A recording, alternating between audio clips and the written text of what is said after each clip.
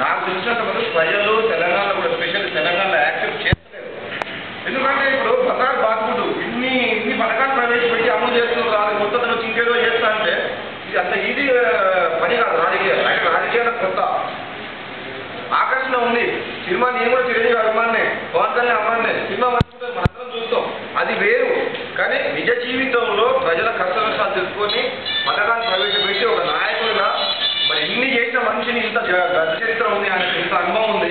మరి ఆయన కాదని ఇప్పుడు ప్రజలు ఓటేస్తారని అయితే నేనైతే అనుకోవట్లేదు. ఎందుకంటే అది ప్రజల ఒకసారి నమ్మకం ముదిరి రాజశేఖర రెడ్డి మీద. ఇంకో అతను కొంత బాధలేనప్పుడు విమర్శలు వచ్చినప్పుడు ప్రతిపక్షాలకు చాలా ఉంటుంది.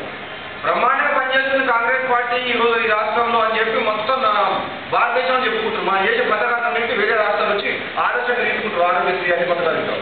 అటువంటిప్పుడు ప్రజలు ఎందుకు మార్పు కోరుకుంటారు? ఏమైనా మార్పు అవసరమైతే చిరంజీవి జీవితంలో మార్పు అవసరం. ఎందుకంటే మొన్నదాకా సినిమాలో చేసింది, ఇప్పుడు కొత్త జీవితం కావాలంటే ఆయనకు మార్పు కావాల్సిందే. కానీ ప్రజల జీవితాల్లో ఆయన కొత్తగా మార్చేది ఏమీ లేదు.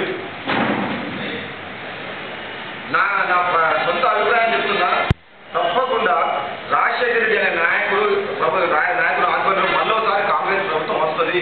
ఎందుకంటే అధిష్టానం దగ్గరికి మనం వెళ్ళిపోయి కూడా ఆయన అభివృద్ధి మంత్రం పదే సోనియా గాంధీకి మిగతా సీనియర్ లీడర్లకు చెప్పి ఒప్పించి మళ్ళీ వచ్చి ఈరోజు మళ్ళీ మనం ఏకంగా ఒక ఒంటరిగా పోరాటం చేస్తున్నట్టే. నాయకుడు అంటే ఎప్పుడు కానీ గెలిచినా ఓడినా తను నమ్మిన దాన్ని సిద్ధాంతాన్ని ముందుకు పోతుంది. ఈరోజు రేపు టీఆర్ఎస్ లేకపోతే ఓడిపోతాన్న భయం లేదు. ఆయన చేసిన అభివృద్ధి ఆయన గెలిపిస్తా అనుకుంటుంది. ప్లస్ ఇంకోటి, రాజశేఖర రెడ్డి గారు కూడా ఆయన నమ్ముకున్న వాళ్ళకి ఇంతవరకు ఎప్పుడు కానీ రాయల్లో ఉన్న పార్టీల కార్యకర్తలు అయితే ప్రజలు అయితే ఎప్పుడు అన్యాయం చేయలేదు. అది ఆల్రెడీ ప్రూవ్ చేసుకుంటారు. అటువంటి నాయకుడు ఈరోజు ఒంటరిగా అభివృద్ధి మంత్రం తీసుకుని పబ్లిక్ పోతుంటే పబ్లిక్ డెఫినెట్గా యాక్సెప్ట్ చేస్తారు, ఆయన ధైర్యాన్ని పెట్టుకుంటారు. మా అటువంటి వాళ్ళు మేము కూడా ఫాలో అవుతున్నాం. ఈరోజు రాజశేఖర రెడ్డి ఆధ్వర్యంలో పనిచేస్తాం నేను వచ్చిన. ఎందుకంటే ఆయన ధైర్యం అధిష్టాన్ని ఒప్పించిండు. లేదు మేము తప్పకుండా గెలుస్తాం, మన అభివృద్ధి గెలుస్తుందని చెప్పేసి ఒంటరిగా ఎన్ని కూటములు ఎన్ని పార్టీలు ఎక్కడైనా రాదన్న ఉద్దేశం. అదంతా మా అందరికి నచ్చింది. మాలాంటి యువకులు ప్రజలు ఆయన వెనువెనుకుంటానికి మాత్రం బ్రహ్మాండమైన మెజార్టీతో అందరూ అనుకుంటున్న పొలిటికల్ ఈక్వేషన్ అనేది, ఈ సమైక్యత అనేది, మహాకూటం అనేది గెలుస్తుంది. వాళ్ళ ఓట్ల శాతం ఇంత, వీళ్ళ ఓట్ల శాతం ఇంత అనుకుంటారు. కానీ ప్రజలు చూసేది రెండు చూస్తారు. ఒకటి అభివృద్ధి చేసే వాళ్ళు, వీళ్ళు అభివృద్ధి వ్యతిరేకులు. ఈ 4 పార్టీలు కలిసినా ఒకటే. ప్రజలు చూసేది మాత్రం 6 పార్టీలు ఉండొచ్చు, 4 ఉండొచ్చు. ఇది 2 ఏది పవర్ఫుల్?